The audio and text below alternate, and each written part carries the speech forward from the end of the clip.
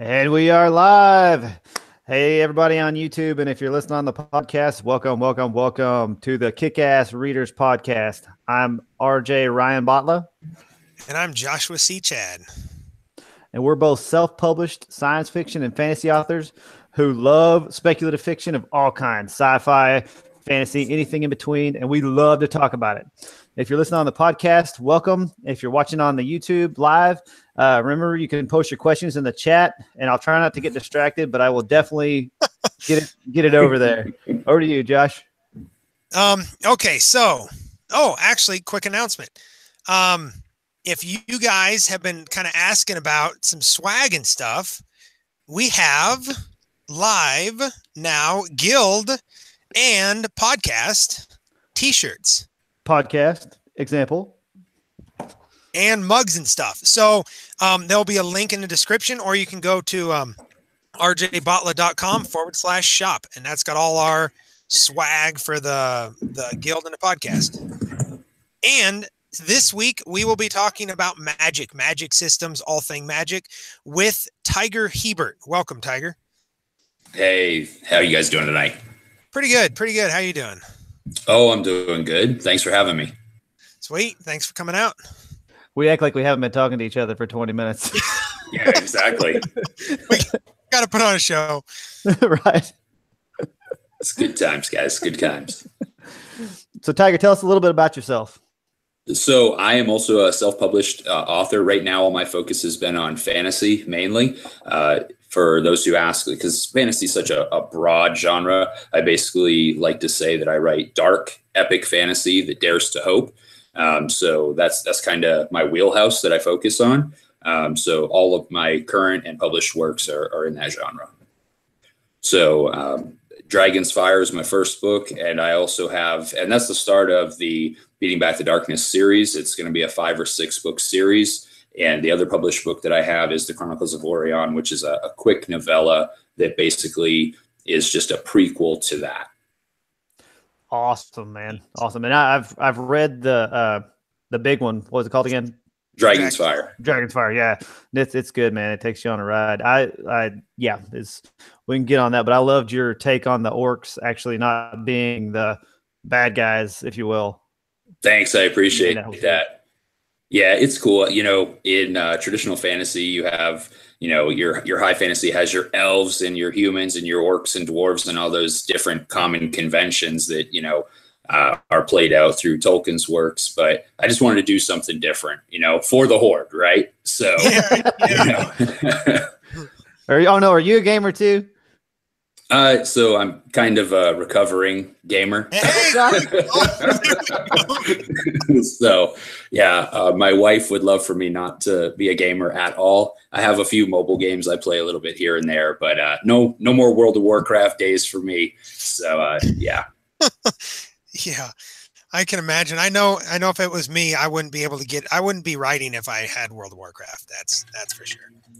Well, and I didn't write for years, and that's probably a big part of the reason why, so moving from one game to the next, MMOs and online gaming, it's a trap. Yeah, that's for sure. That's for sure. So where are you joining us from? Tell everybody a little bit about yourself. Okay, cool. So I was born and raised in Maine. Basically grew up there, and as soon as I got out of high school, I said I want to leave and never come back, like a lot of kids do. And then once I left, I realized that that's the only place I wanted to be. So I did have an opportunity a few years ago to move my family up there, and we lived there for a few years, which was cool. But we are currently in North Carolina now. So we're in the North Carolina. Sorry. That's right. That's right. Now go ahead. Go ahead, sing it. That's all I got. Come on and raise up. I'm not going to sing for you tonight. So you don't want that.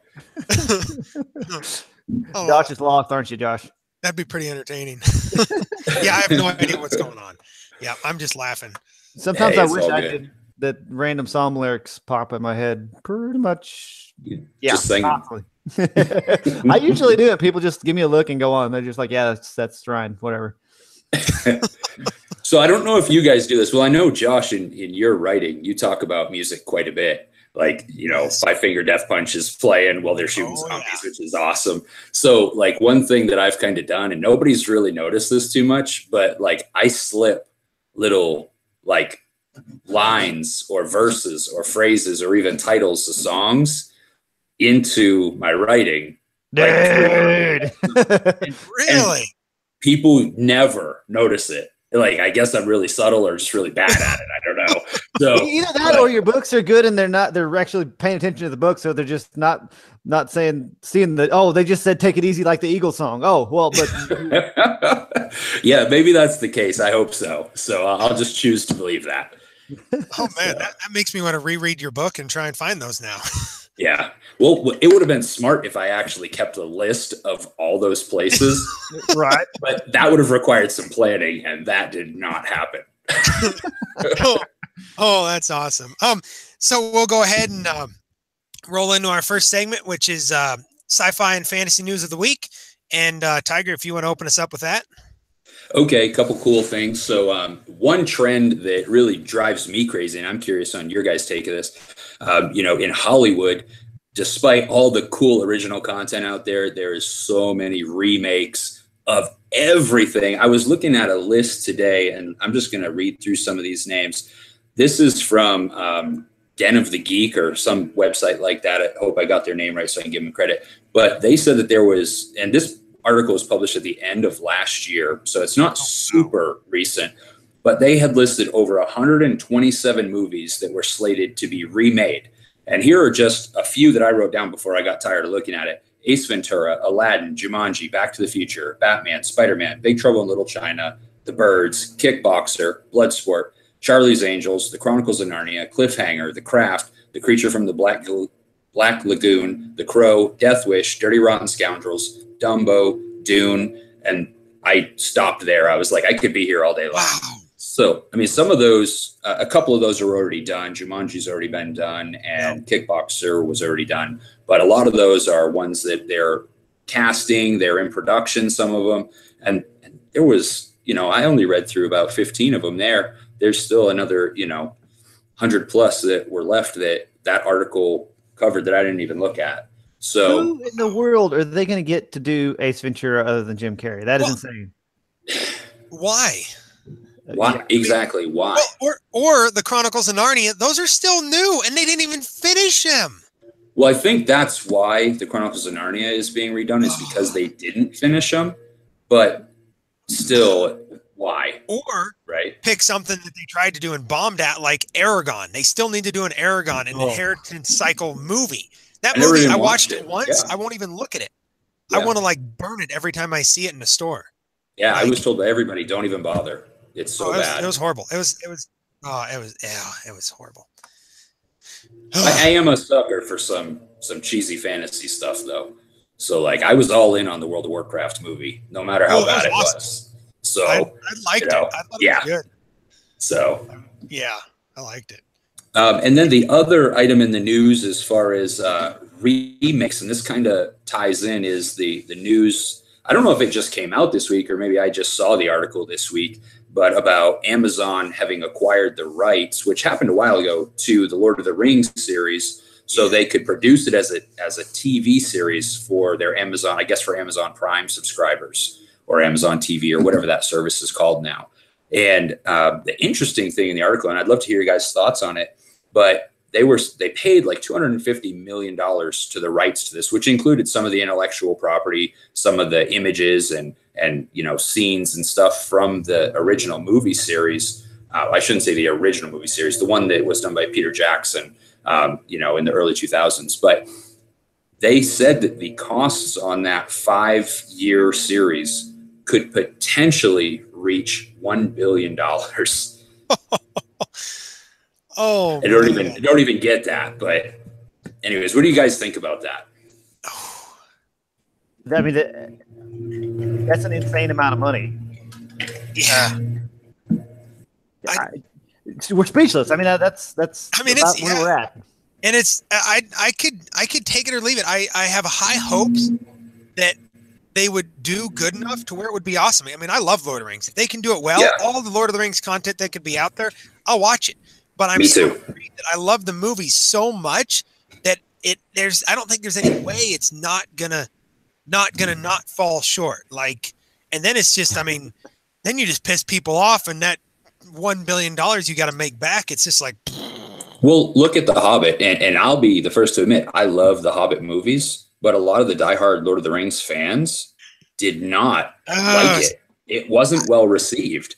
no. And so you have a huge risk of alienating the fan base. So Yeah, it was. and it's not a one stop at the box office. That's 5 seasons to get your money back. Oh, yeah. You piss somebody off the first season, it's over. I mean, Over. or enough people off, like, Right. because The Hobbit. I think the problem is I read the book getting ready for the movies, and then I went and watched the movies, and I'm like, no, Yeah, none of this is happened. horrible. I still need to go back and rewatch them. And I think once I watch them, compared to what the Lord of the Rings were, no, they're never going to be as good. But compared to everything else that's out there, they're still hella good fantasy movies. Oh, yeah. Yeah. And I went into it knowing that they weren't going to be anything like the book. I just went in and said, let's just enjoy some really cool action scenes. Right. So, and cheesy CGI, you know, just, it was great. But yeah, I don't know. And the thing is with the Lord of the Rings, a 5-season series, what can they even do? Like deal with Tom Bombadil? Like what are they actually going to cover? I mean, they'd have to be, or they'd have to do like more stuff from other books that relate to it, but they can't. Besides this Shrillian. Yeah, there you go. Thank you. Besides that, they don't have the rights to anything else. So I don't know. It'll be interesting. But anyway, Ryan, I think you have some news to share with us this week. Yeah, something cool I saw on WTF, which is What the Future. It's a videos channel on Facebook, which really? It's a really cool. They have Facebook channels now. Apparently, I think this is actually the second one I've used as my news. But apparently, in 2021, they're going to have a hotel in space where 6 people at a time can go up there. 2 crew members, so 4 actual guests. You'll be up there for 12 days. If you got to spend 3 months training, and the cost will be a smooth $9.5 million per person. Oh, that's it? All. That's all. I can do that. Yeah, just write a check. I just got to start saving now, and in 500 years, I'll be able to afford it. Yeah, right. Compound by the power of compounding interest, right there. Yeah. Yeah, considering that they go to the bathroom in their spacesuits, probably wouldn't want to spend $9 million for that. Yeah, that's very true. I don't like space. I don't like ocean, space, nothing. I'll climb a mountain any day, but leave all that other fancy You stuff. sound like my granddad. I don't want to be anywhere I can't put my feet on the ground, but he loves to fly. I don't get that. He loves helicopters and flying. Man, it's because I know if we crash, at least it's hard ground. So I'm either going to die or I'm going to be able to survive. But anyway, okay. So Rose Castro says we got to sell a lot of books. yeah, a lot of books. Oh, you hear that, guys? Start buying. I'm going to space in 2021. Wait, that's only 3 years away. Never mind. Never mind. Oh man. So if we don't have any other questions, we'll move on to the next segment, which is the weapon of the week. And Tiger, just tell me when to share my screen, and I'll show everybody the picture, and we'll describe it for the podcast people. Okay, so the pictures, other than that final one, are not in any specific order, so you can start sharing them whenever. So the reason that again, just keep leaning closer, you'll find it. Closer. There we go. Cool. So not yet. Oh yeah, because you got to push the button, then you got to push the button again. Yes, you got to double push. Oh, there we go. Okay. Cool. It's small, but I see it. So I chose blunt weapons, and most of my research that I did this week was on maces specifically within that family of weapons. The reason I chose blunt weapons is because for those that have read my books, one of the main characters I have is an orc warrior, and he runs around with 2 massive hammers and he smashes things. Yeah. Oh, okay. And I just wanted to step away. I love swords as much as the next guy, whether they're katanas or scimitars or, bastard swords, whatever. I love all of it. It's fantastic. And I love axes and all these other cool things, but nothing just gives, nothing epitomizes just raw destructive power like a big mace or hammer smashing things. So I definitely wanted to go into that. So I decided to do a little bit of research so I can understand some of the actual real world history. And here's some of the bullet points that I came up with. And I'm just going to read through this because I definitely don't memorize all of it. So, oh, really? Yeah, we're talking clear off memory this whole podcast. Yeah. We're not making nothing up as we go. No outline over here.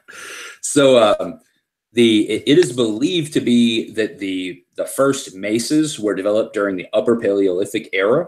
And that was basically what the people in that time frame did, is they took the basic clubs and they started adding flint and obsidian stones to the heads of the clubs.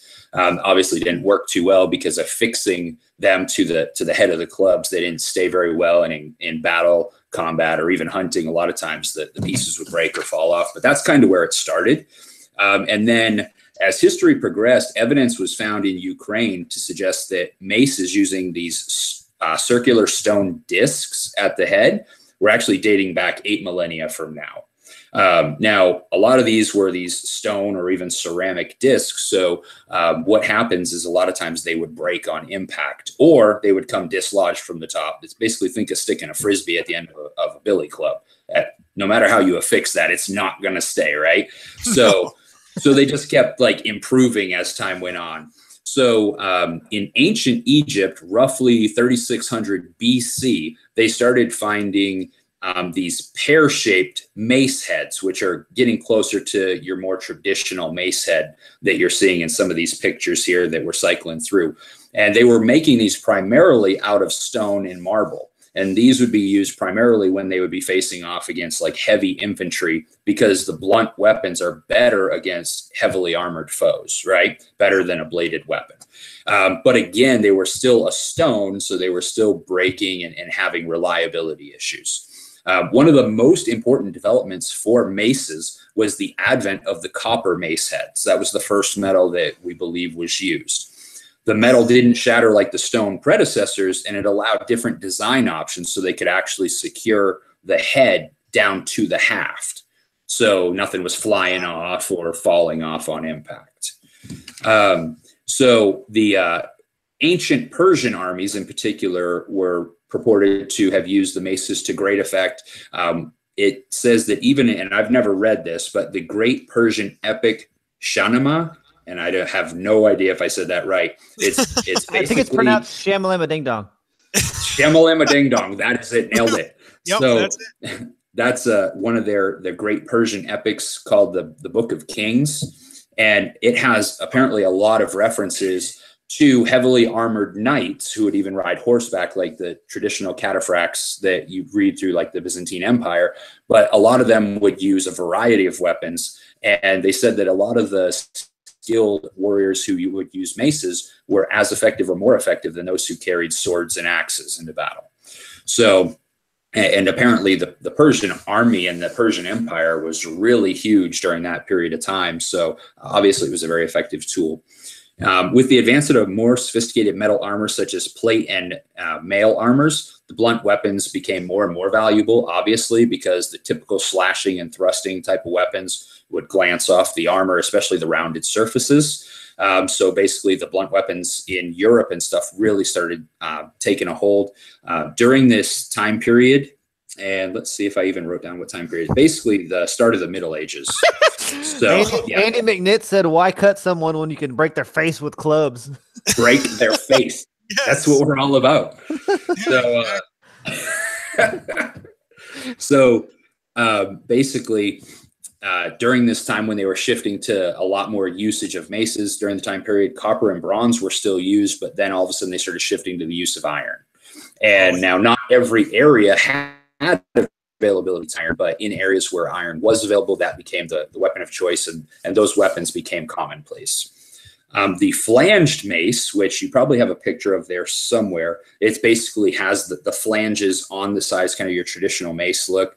Those are believed to have become popular in Europe during the 12th century due to its ability to penetrate armor as well as provide the devastating impact. and the concussive force. And it says that the oldest flanged maces are actually believed to have date back as far as the Byzantine Empire in 900 BC. Wow. Actually AD, I believe. I'm sorry. And so the last part, and I think you have a picture of this, RJ, that you can throw up there. So the coolest part out of all this is, we know, like, if you're into gaming or reading or anything, a lot of times your clerics, your healer classes in games and stuff like that are always portrayed as walking around with a blunt weapon. And even if it's a game, they're usually restricted to only using blunt weapons, right? Yep. So I was curious where that kind of thought process or idea came from. And so when I was researching, the picture of the traditional gaming cleric. Yeah. Yep. Traditional cleric gaming. Yep. That's a good example of it. And then I don't know if you have the tapestry or not, but it says basically that the concept of the clergy or clerics only using blunt weapons appears to be derived from art that depicted the Battle of Hastings, which took place in 1066, which was a battle between the Norman, French, and the English. And the Bayeux tapestry, which is this famous tapestry to commemorate that battle, depicts the Bishop Odo of Bayeux wielding a club in battle. And it is believed that a lot of people said that whether he did or did not, but they say that the belief that because he supposedly took this club into battle, he did it so he would avoid shedding blood in battle or bearing the traditional arms of war.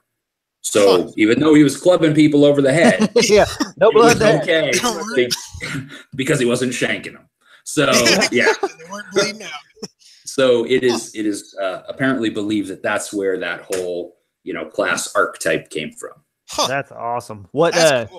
What soldiers typically used mace? Angel Ramon's asking. I'm assuming that's talking more medieval type.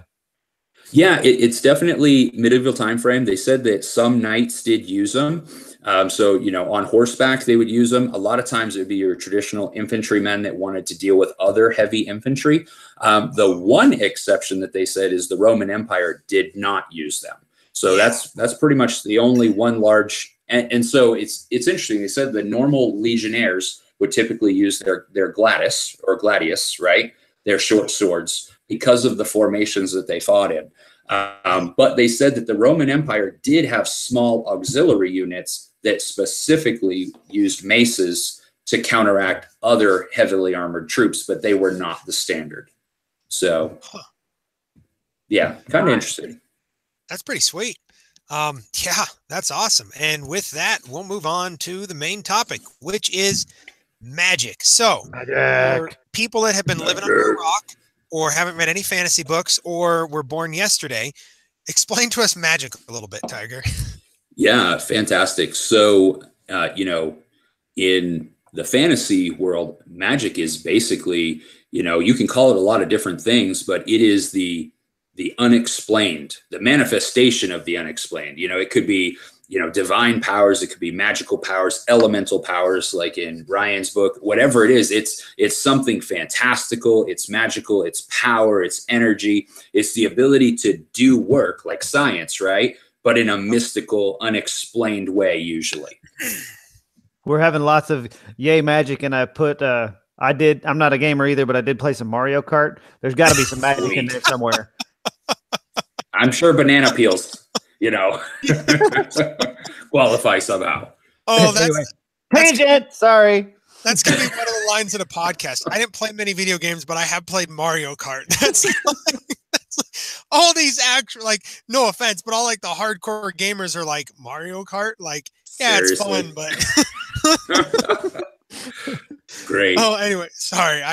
Complete sidetrack. Sorry. And that's awesome. I agree with you. That was I like the elemental piece of it. That's I tend to use that no matter what I'm writing has some type of elemental magic. And Rose Castro said elementals rock. I think she has her books elemental in nature too. Blue shells that kills the first place guy. So, it's like a magical heat-seeking. Exactly. First time I got wrapped up in the show. What do we ain't even halfway through it. Sorry. Cat box. That needs to be another line. So there's different types of magic, like you're saying. So there's, to me, there's like the Harry Potter, then there's like the Tolkien, and then there's more just like the Dresden Files is the one I pull from a lot. And then what else? What other kind of schools of magic do you kind of see from? So, well, I mean, I think the first thing when I think about magic as far as a writer, right? I look at it as, is it hard or soft magic? Okay. So to me, the soft magic is the Tolkien type of magic, right? Nothing's really explained clearly. It's super mysterious and you just have to go along for the ride. And he may go in and he may beat a Balrog and, you know, go through smoke and fire and smote him on the mountaintop, which is fantastic. You don't know anything about how he did it. But then he has to run from goblins, right? Okay, I'm not the only one who wondered that. Okay. No, it drives me crazy. I have a blog post where I like rant about it. And so it's fantastic and it can be a lot of fun and it's not necessarily right or wrong, but that's soft magic. The rules are usually loosely in place, if at all, whereas hard magic is more your Brandon Sanderson or even, you know, Ryan's books where there are rules, there are systems in place, there are laws of nature, if you will, that they have to abide by. And if for every action, there is opposite and equal reaction type of situation, right? And a lot of times you can base those on science. So me personally, I prefer the hard systems because I want to understand what can and can't happen. I kind of want to think through the process like, oh man, they could combine these powers and they could do this thing and they can get out of their situation by doing X, Y, Z. Like that's engaging for me as a reader. So that's what I try to write. But you know, there's no right or wrong way. I love Tolkien's work. Yeah, I love Gandalf. So those are kind of love Gandalf. Come on. Yeah, come on. So when I think of schools of magic, like I start there. And then if you get into how you want to approach it, then you can like start looking and breaking it down. If you want to do, you know, Sanderson does Allomancy and Mistborn, which is totally cool because nobody else was doing anything like that. Not that we know about, at least nothing like majorly published. What is Allomancy for? Okay. I've not read Sanderson like this guy. Okay, so Allomancy is basically in Brandon Sanderson's world of the Mistborn series, the characters who have been awakened, for lack of better terms, because I don't remember what it's called, they basically can ingest metal into so they'll basically like swallow some copper dust or whatever. And based on what powers they have, they can consume that metal that they ingest to unleash a certain power. And each metal has a certain property that it provides, like super sight or super speed or, you know, different things like that. So it's all based on the properties of the metal and what they can do once they have it. Okay. And what's really cool, what he does is internally they ingest that and they actually get, and correct me if I'm wrong, but they get 2 powers. So if they push with that metal, it does something, and if they pull with it, it does something. So the best example is I can't remember which metal it is, but it literally, when you push and pull, you are pushing and pulling yourself from any other type of metal in the world. So you can like fly across the city or I could fly up to my parents' house by pulling on metal. Now that mass of that metal has to be more than me. So it has to be able to hold all of my weight. And then if I push on it, then I go away. And so everyone have that to where like, push, you get really good sight, pull, you get really good hearing, something like that. And the way he did it was just awesome. And what I love about that, I'm going to get off on a little tangent, but it's related, is he established these rules on magic in the first couple books. And then in the first book, and then as the rest of the series goes on, he breaks those rules of magic, but he breaks them in a way that makes sense to where they didn't. It was like he gave you a preview of what the rules were, and these were all of the rules. And then as the books go on, you realize, wait, how is this happening? They don't follow the rules. And then at the end, you realize, okay, this is the rules I was looking at. Here's the actual rules, and he did phenomenal. So I want to touch on that because you made a really good point. So one of the most fun parts, and I think you guys talked about it in the last episode too on a slightly different topic, but one of the best parts about building a magic system is building it in such a way and writing in such a way that you're able to break your own rules, right? Even though if you write it correctly, you're not really breaking any rules. You're not doing a switcheroo on the reader, even though they feel that way. So what Brandon Sanderson does, and spoiler alert, I have some of this in my work in progress right now too, where you think that you know everything about the world, and the characters think they know everything about their world. But what happens is they don't realize that their perspective was not omniscient. Their perspective was limited. So they don't know what they don't know. So as long as you're in that character's point of view, you only have a point of reference for what they have knowledge of. So when you see something later, you're like, no way, they can't do that. And then, so Brandon Sanderson did that really well because the characters only had a certain frame of reference until you get later into the books. And what you find out is there was stuff that they were blatantly lied to about, unreliable narrator type of stuff. Yeah. And, Brandon Sanderson pulled it off beautifully at the end of the Mistborn trilogy. Yeah. And it's like, oh my God, the characters had no idea they could do all this stuff, way more than what they were aware of. So it's really fun for us to be able to screw with readers like that. Yes. Screw with readers is such a strong word. Yeah. Screwing with kick-ass readers. There you go. There we go. Okay. There we go. Better. So what would be for each of you, Josh first, then Tiger, what is your favorite magic system in the world, in either your works or stuff you've read? Ooh, that's a good question. Tiger, if you want to go first, I need to collect my thoughts. Okay. Well, we've already talked. No, that's cool. We've already talked about Mistborn, and it's hard to say in Oathbringer, in the Stormlight Archives, Brandon Sanderson's other series. We don't know what all the different powers are. A lot of it hasn't been fully revealed yet, but I really like the way that he has, and it's hard to get into because there's so much to it, but these Knights Radiant, which are this long forgotten race of basically superheroes, right? These people are awakened with power, that they're being kind of, I hate to say reborn, but for the first time, these people are being endowed with power, and it hasn't happened in centuries or millennia or whatever. And the way that he's done these is really cool. Each has a defined set of rules and roles that they can do. Like there's light weaving, so there's illusions and manipulations of sound and light and noise. And then you have like surge binding, where they can manipulate gravity in the world. And I really like the way he does it, because when somebody manipulates gravity, like somebody's running down the hallway and all of a sudden they're running on the ceiling and they've shifted gravity, and like furniture's falling around, like all the cause and effect that goes into that is really cool. So I just love the way he crafts his worlds and his magic system. So I would think that he's probably my favorite that I've read. I do really like, I haven't finished his series. Well, he hasn't finished his series, so I couldn't finish his series, but Patrick Rothfuss's King Killer Chronicles. His sympathy system. Have you guys read his book yet? Yeah, of them? It's been a while though. I can't remember. I remember the sympathy system, but I can't remember exactly how it worked. It all had a basis in physics. So there had to be just like you had to know the name of it, right? Like yes. The name, yes. True name. Yep. Yeah. Yep, you absolutely did. And there had to be like certain properties, like there had to be a certain amount of mass or weight in order for certain things to happen. So I really like those systems that take a little bit of the science that we know and incorporate that in.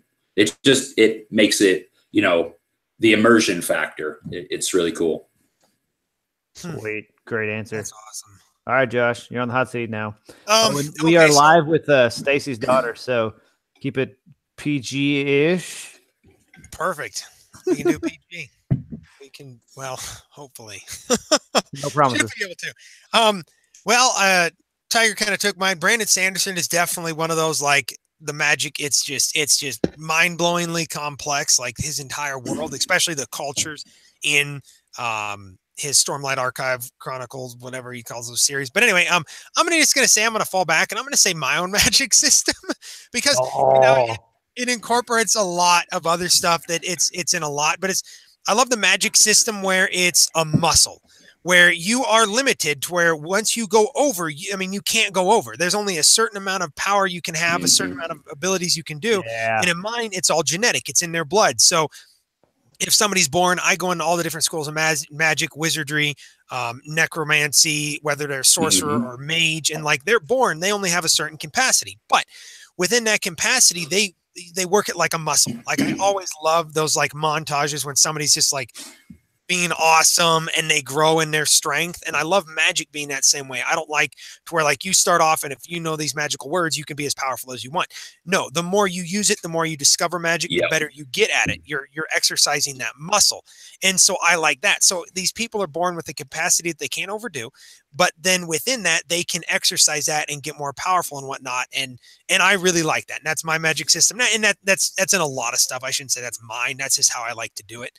And so those are probably, that's probably my favorite. And, a question for you, Tiger, is when you're thinking about this magic from kind of an author standpoint, creative, thing, we talked about how there's all these different laws and you got to follow this, like, with the hard magic, as you were saying, and make sure it follows these rules.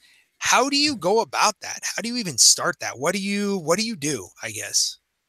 So it's a really good question. And I think a lot of people probably start it different ways. But for me, the first thing is like, I think of it as a reader, right? Or even as, because I write very visually. So it's either as a reader or as a person watching a movie, what do I want to see?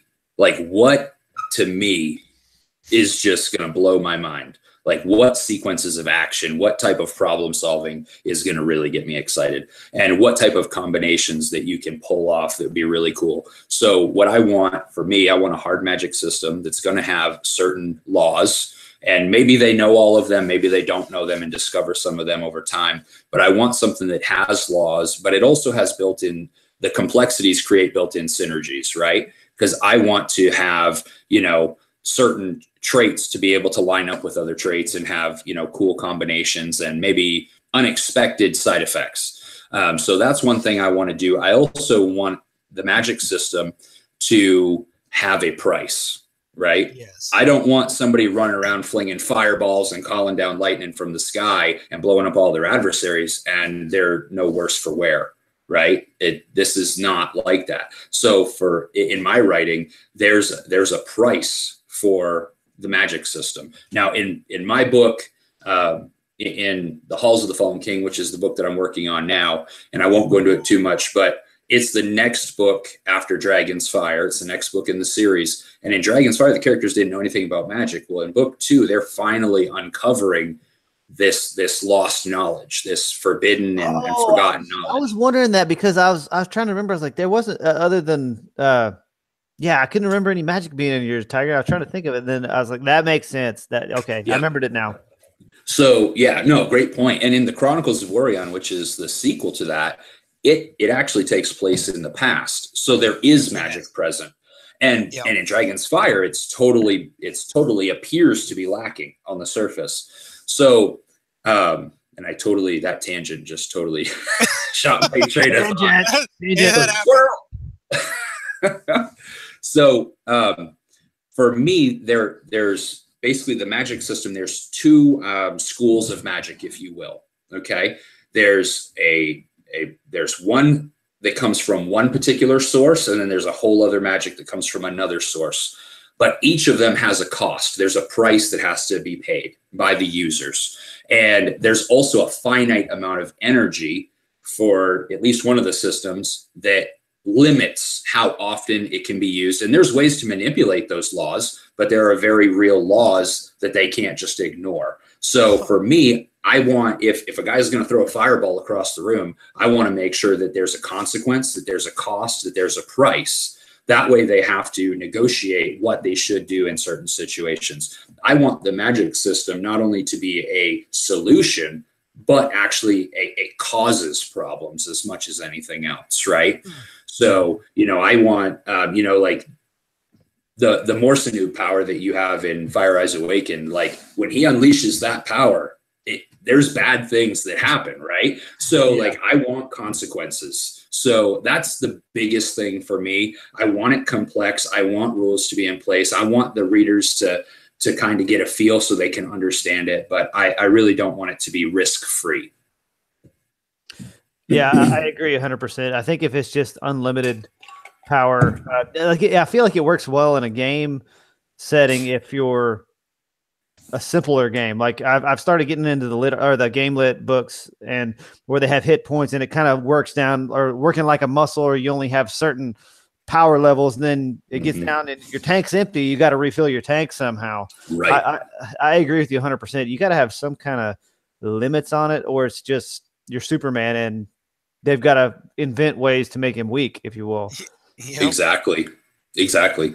Well, and that's boring too, right? Because you want your characters to be a lot more than just somebody who flies in and punches the bad guy and it's over. Like, you want to create situations where they have to use their brain or they have to do things that stretch them in a certain way. You don't want them just to come in and just, zap somebody and then that's it. I mean, that works in a zombie book, but I love it. Yeah. The next thing we need is magical. Well, I guess necromancy, but magical zombies. That's pretty much the epitome of what that is, isn't it? Yeah. So I spoiler alert. Man, you're full of magical zombies are a thing. What? Magical zombies are a thing. Yes. No. They're in the future. They're coming. That'd be wholly terrifying. That's the idea. Okay. So complete tangent. Are you more afraid of something that you can deal with, if we're talking magic sense, like a spirit being that you have to do the whatever and get it out of there, or something you can actually kill? Which one scares you more? Ooh, probably nice. probably the spirit being, honestly, because I mean, I'm the type of person. I mean, I've got a gun right here. I've got another one right here. Actually, that's my new one, done in cryptic. Nice. Hashtag awesome. But anyway, so for me, if I can kill it, I'm not afraid of it because I got plenty of stuff. I mean, I've got a 375 on the wall that'll take down a elephant, so I'm not worried about that. But if it's something that, for instance, I can't kill with a sword or a gun, that's scary. That's terrifying. I don't have the arsenal that you guys do. I have a baseball bat and I have some nunchucks, okay? And I will use them if I have to. But I still would prefer to face off something that I can smack or smash or poke or punch than something more unknown. Yeah. Yeah, I agree 100%. Based off that, even if it's highly unlikely. I mean, like if you're going up against a lion with your nunchucks there, I mean, okay. It's a bad day. Yeah, it ain't gonna be good. It ain't gonna be good, but at least you got a chance. You're saying there's a chance. That's all you need, man. That's all you need. When you say you're going down swinging, you're still going down. Yeah, exactly. Although if you look at David, I mean, he killed a lion and a bear with nothing but his staff and his bare hands, so it can be done. We're not David, though, so it's very true. We're far from that.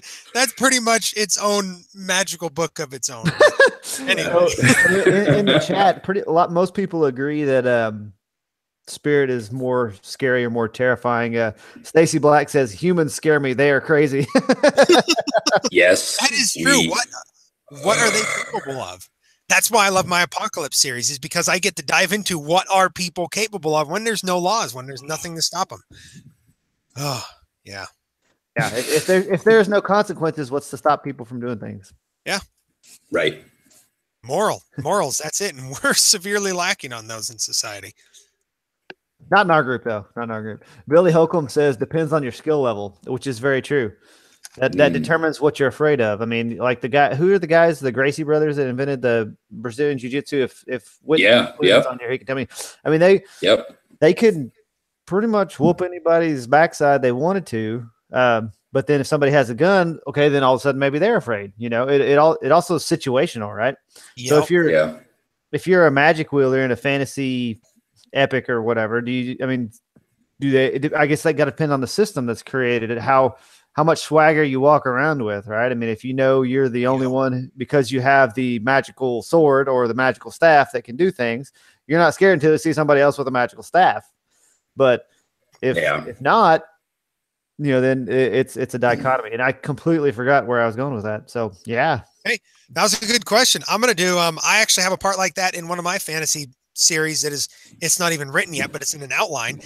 Where you got this character and he turns into. I mean, he gets BA. He gets powerful, but then he comes up against these things that he can't use any of his skills, magical or otherwise, to defeat him. And it's awesome and it's terrifying. Hopefully, so that's one of the things that Brandon Sanderson did really well in Mistborn. And I don't want to keep going back to Sanderson, but in Brandon Sanderson, like some of the characters, it's hard because he's so good. But like, so good when it hits your lips. Oh, it is, man. Just want to eat it up. But his characters get so powerful, and you're like, oh my God, they're the most badass people in the world. And then next thing you know, they're up against something that sweeps the floor with them. Yeah, and it's like, what just happened? But it's so cool. It really is. It really is. So that'll kind of wrap up the magic thing. If you guys watching have any more questions, if you guys listening have any questions, well, then you're going to have to catch us after. We'll answer questions after this next part if you have any more relating to that topic. But now we will move into what we're currently listening / reading. So if you want to start off, Tiger, with what you're trying to dig into. Trying is the key word. Yeah, because, and it's only fitting that we talk about Sanderson, and that is so big. That's going to be if Sanderson did that, that's going to be a catchphrase. Sanderson did it. Sanderson did it. So I've had this book since it came out, which was a few months ago, and that right there is actually my bookmark. So there's a lot to dig into there.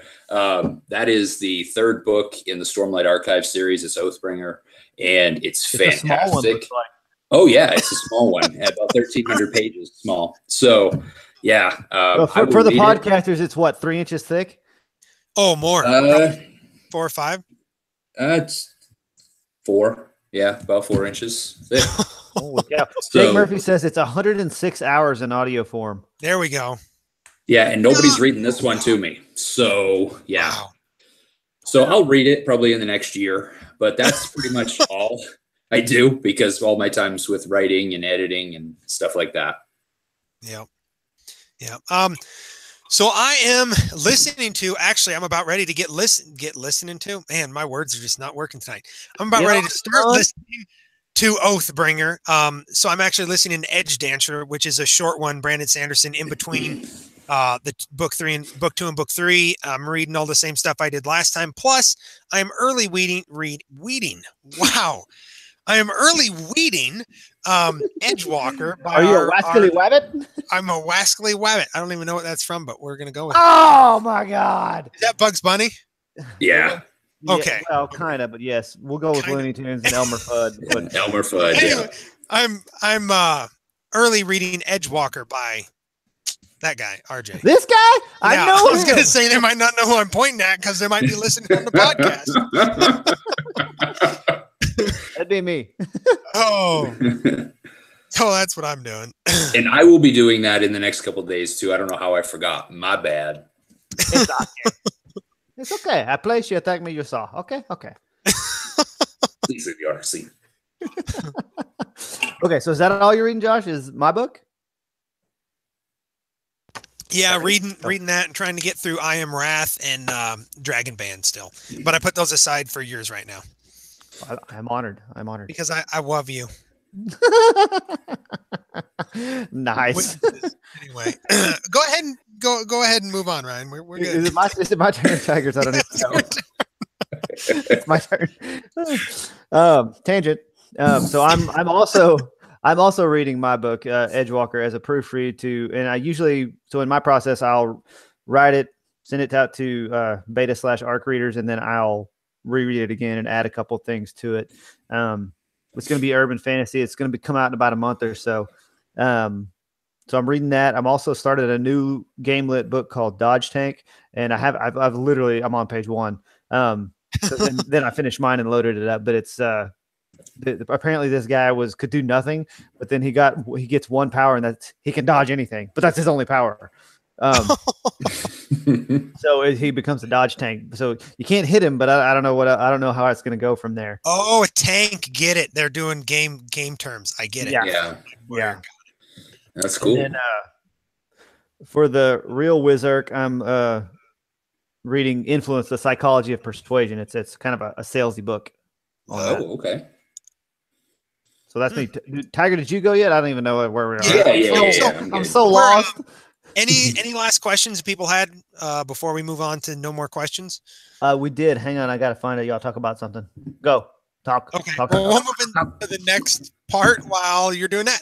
So this next part is what we're thankful for, and then we'll answer the questions in between here somewhere. So first off, Tiger, what are you thankful for? So I am really thankful. I've been thinking about this for about the last 2 weeks. And you guys, when you put the question on there, I was like, this is a really cool question. And I pride myself in being very thankful each day.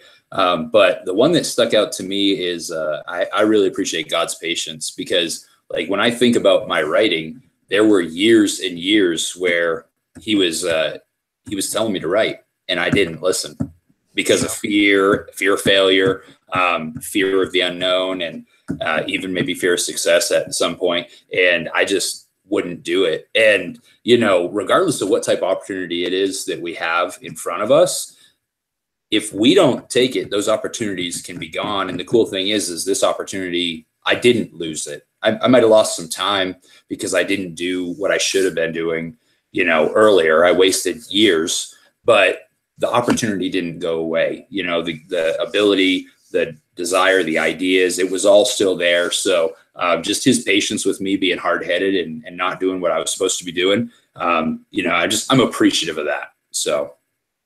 I agree. That is powerful. I concur. Okay. Do you have those questions, Ryan? And then we'll move on. So what do you, Billy Holcomb asked, I think it was Billy, what do you do in the face of fear? Do you freeze up? Do you fight or flight? What happens? Who's this question for? So it's for all three of us. Sorry. And I'll start. It depends on the situation. I would like to think I've trained myself good enough to react as necessary, and to help where necessary. If I've kind of got the daddy bear / mama bear, depending on your gender, feeling with your kids and your family. You hurt them, you're gonna get hurt. But you hurt me, I can kind of go with it. I'm more lenient on myself, but don't hurt the people I care about. That's gonna open Kickass Ryan, or as effectively Kickass Ryan as I can be. So that's me. I haven't been in too many situations where it's fight or flight. But I'd like to think I've prepared myself enough mentally, physically, and spiritually to be prepared for what happens. And you really got to be in the situation before you really, really know. And that complete tangent, I'm going to do my thankful for right now. So thankful for the military of wherever you are that do protect you, so you don't have to fight for your rights to be, for the function of existing. Right. So, they are, those men and women in general have the epitome of fight or flight. What do you do there? So I've never been in the military, but I have a great respect for those who do. And I'm thankful for it. I would go if they drafted me, but I'm not going to go. I've got a family here, but for those that do, just I'm amazed at your sacrifice, and thank you. And I'm thankful for you. So good one. So Josh, what do you do? Flight or fight? I react. I've been in a few different situations, up on the mountains, charging bears, that kind of stuff, to where I react. I react physically. I react to the best of my ability, which is good in those kind of situations. Not so good in the more spiritual, emotional, mental situations when I cannot do it on my own, because of my faith and what I believe in and everything. I know there's certain situations that I can't do it. And so my fight or flight in those, or my fear, how I handle the fear in those situations, is to try and do it on my own. And it doesn't work so well in those situations. So still working on that with just surrendering and trusting. I almost pulled up my shirt, but I've actually got a tattoo in Hebrew on my ribs that says trust, that reminds me for me to trust in God, that he will handle those situations when I can't handle them. And so that's kind of how I do fear. And I'll do my thankful for, and then Tiger, you can do what you do in fear. And mine is actually, I just wrote it down. It's the same kind of along the lines of kind of both yours, really yours, Ryan's is I'm thankful for freedom. Not only freedom that we enjoy, just to be able to live the way we want, but to be able to do the things we want, to be able to say the things we want, to be able to believe the things we want. We're in a country where right now there's just a lot of crap going on, and a lot of freedoms being abused, and freedoms being kind of just attacked, whatever those are. But we still live in a place, at least in America, and a lot of whatever you call it, higher countries. I don't want to say higher, but more first world, advanced. Yes, first world. So we all have those freedoms to be able to do that, and that is huge. I mean, I just watched. I don't even know if it was from that, but I just watched I Can Only Imagine last night. Awesome movie. But there was, I don't even know if it was in that. No, it wasn't. Never mind. Random tangent. It was in something else that was talking about how many, just Christians, it's just one faith, how many were persecuted and killed in the world. And then, I mean, the other religions and other beliefs, I mean, everybody's being persecuted, and yet we get to enjoy this freedom. So I'm really thankful for that freedom in an all encompassing way. So back to you, Tiger, on what you do in fear. Well, that's awesome too, because like in China, we wouldn't be having this podcast right now. No. Right. Yeah. Because you have no freedom over media or anything like that. And I couldn't even intelligently speak about all the other countries that, North Korea or whatever. Right. So the fact that we can even do this here and have a good time and chat about things that are fun and things that are maybe more serious, that's a freedom that we have. So cool point, dude. For me, as far as the fear thing, when I was younger, if it was fight or flight, I'd be ready to punch somebody in the nose. I've grown up a little bit since then, which is kind of a good thing. So now, since I've been an adult, even when I was in the military, I never really had to be in a fight or flight situation, nothing significant. So I never really had to deal with that. I do think that I'm pretty good at responding in situations. I'm not the type to freak out or whatever, but I think I'm definitely more adequately prepared spiritually, in terms of how to respond to those situations. My first response is to pray through things. So, and sometimes in the heat of the moment, you're praying on the run. I've had a lot of situations, especially, when you're a parent, or a spouse, the things that'll freak you out the most are usually health issues or emergencies for either your spouse or your kids. And I know that especially when my daughter was really little, there were some situations that were really freaky. And the truth is we got to see God's miraculous power in scary situations. And, that's helped develop us more to where when things like that come, it doesn't mean that fear doesn't try to get a hold, but being able to respond with the word of God, being able to respond from a position of faith and saying, I've seen this before, I'm not going to be shaken by it. And you just declare the truth of God's word. And that's how you deal with it. So, yeah. Man. So we did have a good thankful for in the, I agree with that, Tiger. That's all awesome. We did have a good thankful for in the chat. Stacy Black said she's thankful that she can be listening to this or watching this on her phone from Baja, Mexico, which is awesome. Flipping awesome. Yeah. So just know the way to say that. And that's great. Yeah. So unfortunately for us and everybody, we're running out of time. Tiger, it's been a great conversation. Where can all these wonderful peeps find you?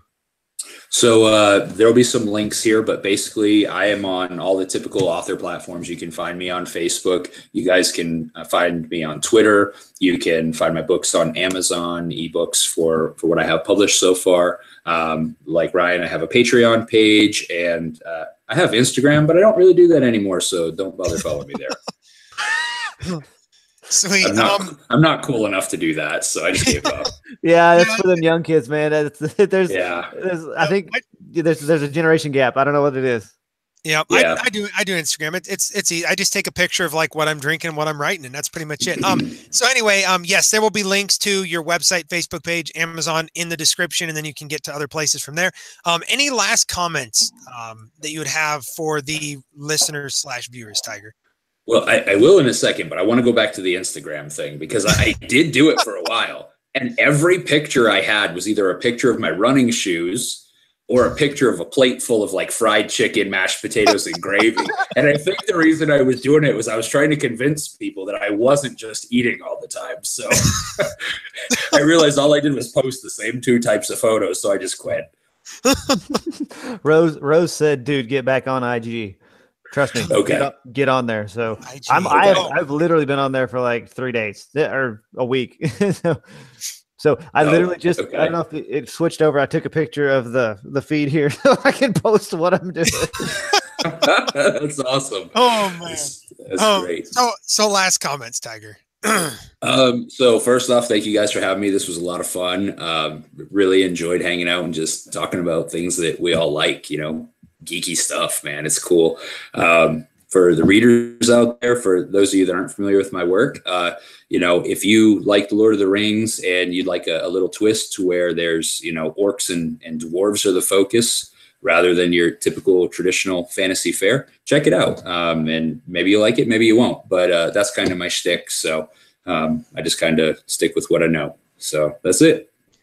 Sweet. And yeah, so if you guys want, another good way that I always describe Tiger's books is World of Warcraft with a faith element with twists. Like it's awesome. Thanks for joining us, Tiger. And for everybody listening, there may or may not be, as you know, I'm gone for quite a few episodes. You may or may not be seeing Tiger more frequently in the future. So make sure to stay tuned there. Thanks for joining us, Tiger. Thanks for having me, guys. Appreciate it.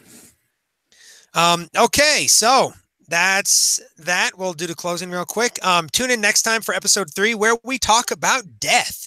Death of your main characters, death of secondary characters, all that kind of fun stuff. So that's going to be next episode, 2 weeks away.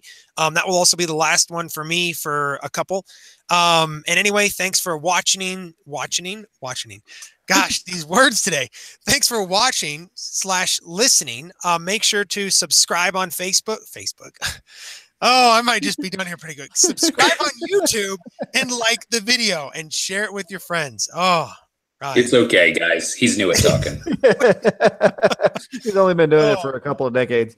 It's one of those days. And we're getting a lot on the chat box, guys. Everybody's saying, good job, guys. Thanks. So we really appreciate that. Thank you for everybody who's commenting and posting and questions. We love the interaction on the YouTube channel. If you're listening on the podcast, please go and leave us a rating wherever you are. Don't forget to share it with your friends. The word of mouth is how these things keep going and keep getting spread. And we just greatly appreciate it. And lastly, if you enjoyed this and want to stay more in touch with us in between the episodes, join the Facebook group, the Kickass Readers Guild, which is a Facebook group on Facebook, of course. And we get to stay in touch, and we really have some fun stuff there. A lot of these watchers, a lot of people watching, listening, and our guest will be from the guild. But that's all for tonight. I'm Josh, signing off. And this is RJ Batla signing off. Y'all keep it real and keep it fun. We're out.